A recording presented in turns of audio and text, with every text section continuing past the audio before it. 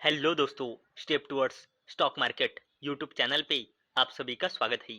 तो दोस्तों, गवर्नमेंट का उद्देश्य है कि 2030 तक सरकारी कंपनियों में से IPO के थ्रू हिस्सेदारी बेचकर 1.79 लाख करोड़ रुपए फंड रेज करने का ऐसी अपडेट आई है।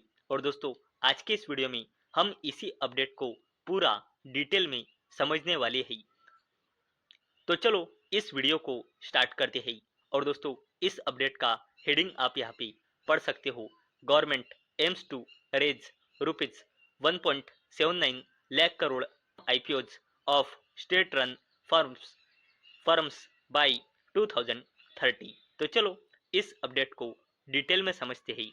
तो दोस्तों, इंडियन गवर्नमेंट का उद्देश्य है सरकारी कंपनियों में से IPO यानी कि इनिशियल पब्लिक ऑफरिंग के थ्रू सरकारी कंपनियों में से हिस्सेदारी बेचकर फाइनेंशियल ईयर 2029-2030 तक 1.79 ट्रिलियन रुपीज यानी कि लगभग 1,80,000 करोड़ रुपए यानी कि 19.7 बिलियन US डॉलर रेज करने का ऐसी अपडेट मंडे को आई है। और दोस्तों, अगर हमने इस अपडेट में आगे देखा तो सरकारी थिंक टैंक नीति आयोग ने सोमवार देर रात जारी एक रिपोर्ट में कहा कि ये IPO अगले 4 सालों में सरकारी एसेट्स को मोनेटाइज करके 183.7 बिलियन US डॉलर जुटाने की एक बड़ी कोशिश का हिस्सा होंगे। नीति आयोग ने कहा कि IPO रेलवे, पावर, पेट्रोलियम और नेचुरल गैस, एविएशन और कोल सेक्टर में होंगे। ये प्रधानमंत्री नरेंद्र मोदी के एसेट मोनेटाइजेशन के दूसरे 4 साल के प्लान का हिस्सा है, जबकि पहले प्लान में 2024 और 2025 तक 5.3 ट्रिलियन रुपए यानी कि 5,30,000 करोड़ रुपए जुटाए गए थे, जो सरकार के 6 ट्रिलियन रुपए यानी कि 6 लाख करोड़ रुपए के टारगेट से कम है। रिपोर्ट में कहा गया है कि इस प्लान के तहत सरकार का मकसद यानी कि उद्देश्य है IPO के जरिए 7 रेलवे कंपनियों में अपनी हिस्सेदारी बेचना, जिससे 2030 तक 837 अरब रुपए मिल सकते हैं। रिपोर्ट में कंपनियों का नाम बताए बिना कहा गया है कि 1 अप्रैल 2026 से शुरू होने वाले अगले फाइनेंशियल ईयर में सरकार का टारगेट स्टॉक मार्केट लिस्टिंग के जरिए 170 अरब रुपए जुटाने का है। अगले 4 सालों में 310 अरब रुपए यानी कि 310 बिलियन रुपए जुटाने के लिए सरकारी बिजली कंपनियों की सब्सिडरी कंपनियों को लिस्ट करने की भी योजना है।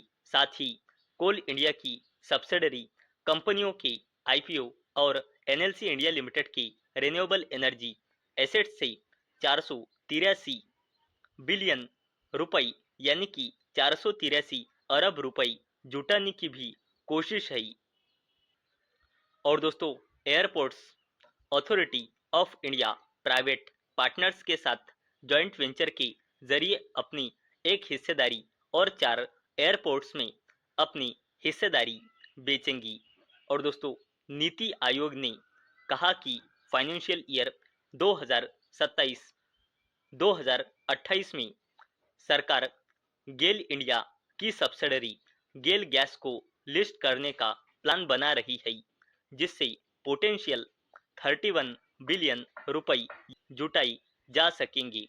तो दोस्तों, आज के इस वीडियो में हमने देखा कि इंडियन गवर्नमेंट का उद्देश्य है 2030 तक IPO के थ्रू कुछ सरकारी कंपनियों में से अपनी हिस्सेदारी बेचकर लगभग 1,80,000 रुपए जुटाने का, और ये प्लान है 2030 तक। और दोस्तों, जैसे कि कोल India Limited, GAIL India limited, इन कंपनियों का आईपीओ हमें देखने को मिल सकता है और एनएलसी इंडिया लिमिटेड के भी रिन्यूएबल एनर्जी सब्सिडरी का आईपीओ हमें देखने को मिल सकता है, जिसमें से गवर्नमेंट ऑफ इंडिया अपनी हिस्सेदारी बेच सकता है आईपीओ के थ्रू। तो इस अपडेट के चलते आप सरकारी company Coal India Limited, GAIL India Limited, NLC India Limited, ऐसे 3 सरकारी कंपनियों को आप इस अपडेट के चलते स्टडी कर सकते हो। तो दोस्तों, मुझे उम्मीद है आपको ये वीडियो पसंद आई होंगी। तो दोस्तों, अगर आपको ये वीडियो पसंद आई होंगी तो इस वीडियो को लाइक करो और चैनल को सब्सक्राइब करें। और दोस्तों, मैंने ये वीडियो सिर्फ और सिर्फ एजुकेशन और इंफॉर्मेशन पर्पस के लिए बनाई है। मेरी ओर से कोई भी रिकमेंडेशन नहीं है कि आप इन स्टॉक्स को बाय करो, सेल करो या फिर होल्ड करो। तो चलो, मिलते हैं अगले वीडियो में। तब तक के लिए टाटा, बाय बाय।